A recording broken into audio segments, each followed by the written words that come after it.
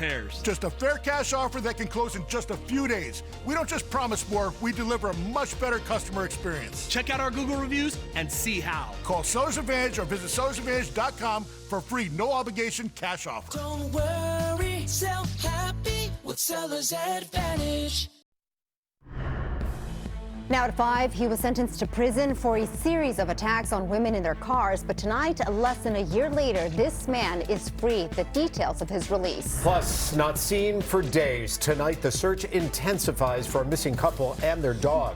What we know about the last time anyone saw them. And they're accused of coming from outside the country to target stores and homes in Southern California. Tonight, after years, the feds have struck a blow against a tourist burglary ring. The news at 5 starts now. This is NBC4 News at 5. Let's get right to it. We begin with that crime tourist ring. 6 people and a business accused of taking part in one have been arrested and prosecuted. Good evening, everyone. I'm Annabelle Sedano. And I'm Robert Kovacik in for Colleen. This group is accused of crimes dating back all the way to 2018.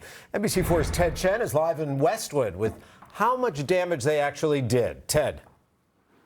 Annabelle, Robert, authorities say the crime ring was responsible for some $35 million in losses. The ringleaders based in the San Fernando Valley recruiting thieves from South America and sending them across America to wreak havoc.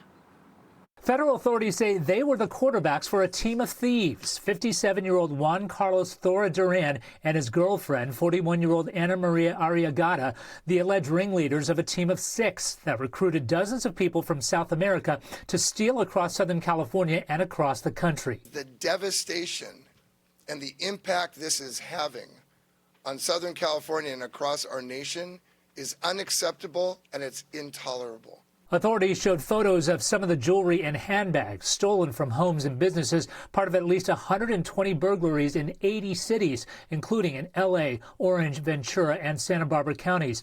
They say the team operated out of rental car places in the valley, 2 in Van Nuys, 1 in Pacoima, where they would rent cars to thieves with fake identities who would then use them to drive to their targets. Authorities say the ringleaders recruited the so-called crime tourists from one country in particular. Chile is the only Latin American country that is part of the Visa Waiver Program. This allows people in Chile to obtain automatic tourist visas without going through the usual vetting that other tourist visas require. Authorities say the stolen goods were sent to the 6 defendants who fenced them, using the money to buy things like real estate and horses. They say Thola Duran made more than $5.5 million over the past 6 years. L.A. Mayor Karen Bass promising the city will crack down in areas where burglaries have surged. We have increased crime suppression efforts in these areas along with our partners, and we will continue this effort because obviously the goal of all of us up here is to make our communities safer.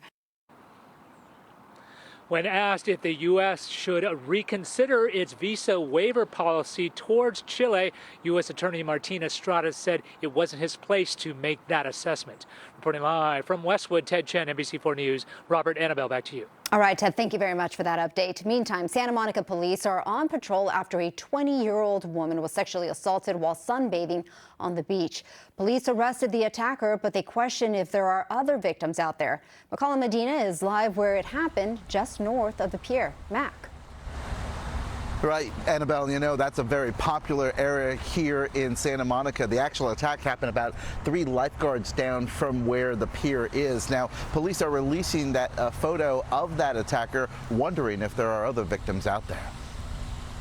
That's really crazy. Beachgoers shocked to hear the attack happen where they're lying out today. That is kind of scary. I would be a little leery now. Police patrolling the sand today as they released the booking photo of 25-year-old Alonzo Dixon, who they say spotted a woman lying on her stomach reading a book Tuesday afternoon, then attacked. It was, you know, obviously very disturbing and really scary for her and her friend. Police say Dixon held down the woman by her shoulders, thrusted his groin into her backside before the woman's friend pushed him off. Dixon ran, but he was arrested a few blocks away. We believe that he's recently here from Washington State.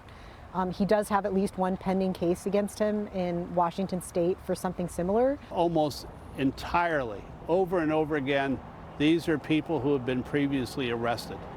And that's unacceptable for them to be on the streets in order to assault someone.